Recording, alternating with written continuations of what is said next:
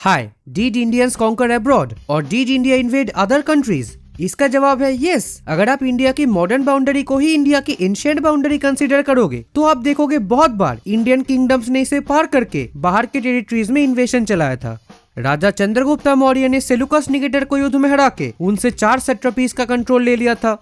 राजा Chandragupta second ने सप्तमुखानी सिंधु यानी 7 mouths of Sindhu पार करके किदेराइट हुन्स के सेंटर वल्लिका यानी बल्ख पे एक्सपेडिशन चलाया था। मेहेडोली पिलर इंस्क्रिप्शन में इसका वर्णन है। दिन उनके ही पोते राजा स्कंदगुप्त ने हुनास के खिलाफ एक सक्सेसफुल कैंपेन लॉन्च किया था। जूनागढ़ और भितारी इंस्क्रिप्शन में इसका वर्णन है।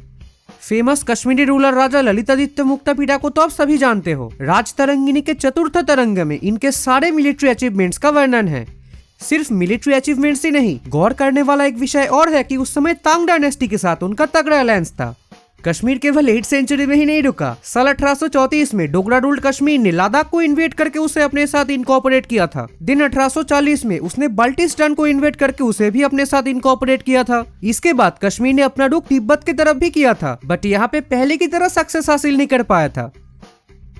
अगर आप बाइजेंटियम वर्सेस ससानियन जैसा कॉन्फ्लिक्ट इंडिया में देखना चाहते हो तो पेश है आपके लिए the Tamilagam versus Sri Lanka conflict. Allahabad pillar inscription में एक टर्म मिलता है दैवपुत्र शाही शाहनुशाही। अब शाहिनशाह वॉज ए पर्शियन टाइटल, ये सब जानते हैं। प्लस उसी समय जब ईरान शहर और बाइजेंटियम के बीच कॉन्फ्लिक्ट चल रहा था तब गुप्ता एम्पायर के तरफ से रोमन कोर्ट में एक ऑनवॉय भेजने का प्रमाण हमें मिलता है। साथ ही साथ कालिदास के रघुवंशम में कैरेक्टर रघु नामक एक राजा को हमने पारशिकास को इन्वेड करते हुए देखे हैं। तो इन सबको मिला के ऐसा एज्यूम किया जाता है कि समुद्रगुप्ता ने पर्शिया को इन्वेड किया था, जबकि इसका कोई प्रमाण हमें नहीं मिलता। आई थिंक 2 पॉसिबिलिटीज हो सकते हैं। इधर कुछ बॉर्डर स्किमिशेस हुआ था बिटवीन दीज 2 आर्यन नेशंस, या फिर this term was actually for the latter Kushanas जो उस समय वेस्ट पंजाब पे रूल कर रहा था। तो यही है इंडिया की बाहर जाके इन्वेशन।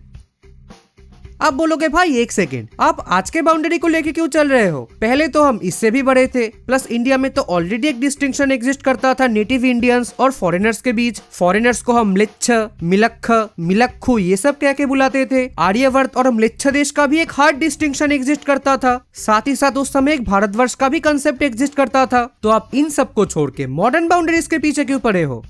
तो प्रॉब्लम यहाँ पे ये है कि ये आर्यवर्त या भारतवर्ष का कंसेप्ट हमेशा से एक जैसा नहीं था, समय समय पर बदलता रहता था। एक पर्टिकुलर टाइम पे जो एरिया ब्राह्मण, जैन और बुद्धिस्ट प्रभाव के अंदर था वही जगह को तब के लोग आर्यवर्त कंसीडर करते थे। उसके अलावा बाकी सारे रीजन को म्लेच्छ देश कंसीडर किया जाता था। बाद में जब उनका रिलीजन फैलने लगा तब आर्यवर्त का क्षेत्रफल भी बढ़ने लगा। जैसे ऋग्वेद की बात छोड़ो, वो तो सप्त सिंधु के बाहर गए ही नहीं। शतपथ ब्राह्मण ने कुरु पांचाल रीजन को प्राथमिकता दी है। बौद्ध धर्म और वशिष्ठ धर्म सूत्र के हिसाब से केवल इतना तक ही था आर्यवर्त। आर्यवर्त के बाहर रहने वाले लोग इस पुस्तक के हिसाब से थे मेस्तीसो, आई मीन मिक्स्ड ओरिजिन के। 500 BC के बाद यानी बुद्धिस्ट एरा में ये आर्यवर्त कुछ ऐसा था। इसे मध्यमा देश कहा जाता था। 12 जनपद इसके अंदर आता था और इस मध्यमा देश के बाहर रहने वाले इलाके को पच्चंतिमा देश या प्रत्यंत रीजन कहा जाता था, जहाँ पे रहने वाले लोग ऑब्वियसली मिलक्खा ही थे।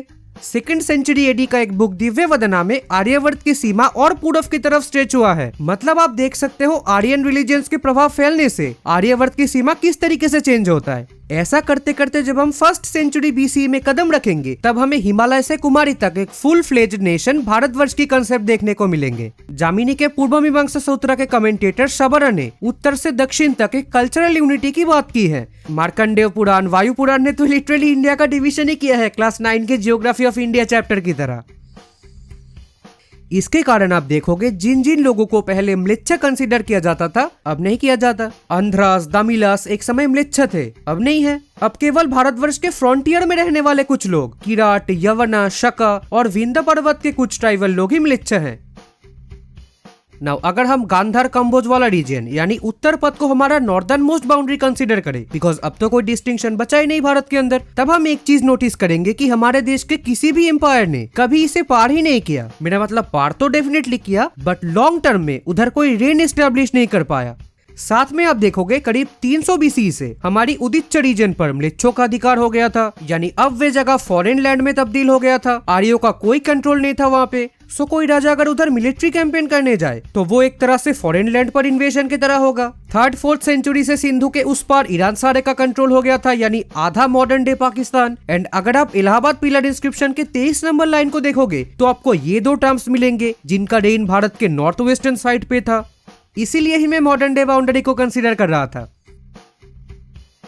क्योंकि उत्तरापथ ही एकमात्र रास्ता नहीं था भारत से बाहर जाने का, और भी कई सारे रास्ते थे। इसीलिए इस लिस्ट में अब और 2 प्लेयर्स ऐड होंगे। नरमेखला मीनसोमन नामक अराकान के एक राजा ने अपना कुर्सी खो के बंगाल में आके शरण लिया था। 24 सालों से वह इधर ही था। 24 साल बाद जाके बंगाल के सुल्तान की उन पर कृपा हुई। साल 1429 में बंगाल सुल्तानेट ने अराकान को कॉन्कर करके मीनसोमन के थ्रोन को रेस्टोर किया। इसके बाद मीनसोमन ने सुलेमान शाह टाइटल को अडॉप्ट करके यहाँ पे किंगडम ऑफ मरावकू को एस्टेब्लिश किया। इसके बाद उसने नॉर्दर्न अराकान पर बंगाल सोवरेनिटी को रिकॉग्नाइज किया और बंगाल का वासाल स्टेट बन के रह गया।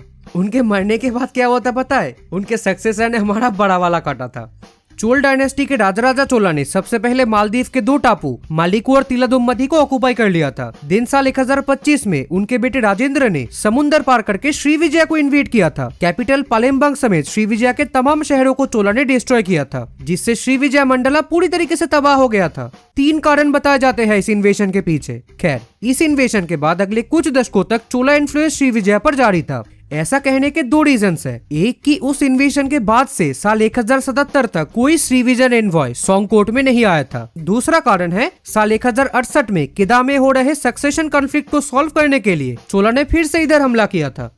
So these are the complete गाथा of India's overseas military campaign. क्योंकि ये रोमांस और पर्शियंस की तरह लॉन्ग लास्टिंग और एक्सपेंडेड नहीं था, इसीलिए इसके बारे में उतनी बातें नहीं होती। और क्योंकि उतनी बातें नहीं होती, इसीलिए भारत के टॉप लेवल के पॉलिटिशियंस, इवन प्राइम मिनिस्टर भी इस बात को मानने से इनकार करते हैं कि भारत ने एक्चुअल में इन्वेशन किया था बाहर।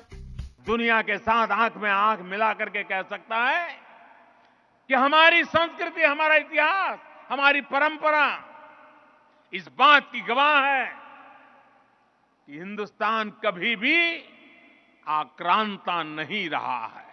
कभी भी उसने किसी दूसरे देश का अतिक्रमण नहीं किया। तो ये थी आज का वीडियो। उम्मीद करता हूँ आप सबको ये वीडियो पसंद आएगी। Thanks for watching.